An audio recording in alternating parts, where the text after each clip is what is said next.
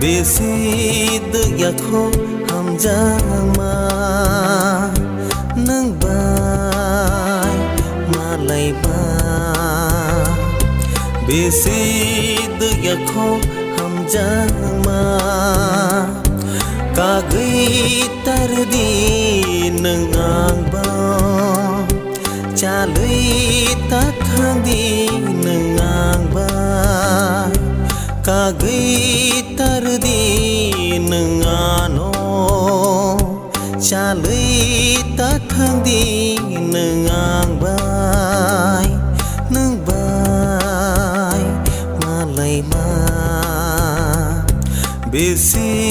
de yakho hamjama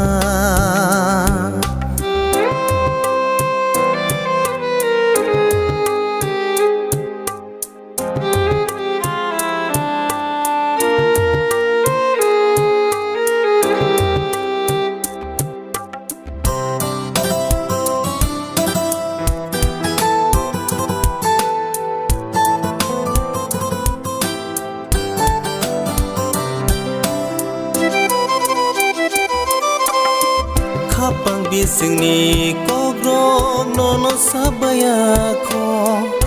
ani hamjagma nono rubaya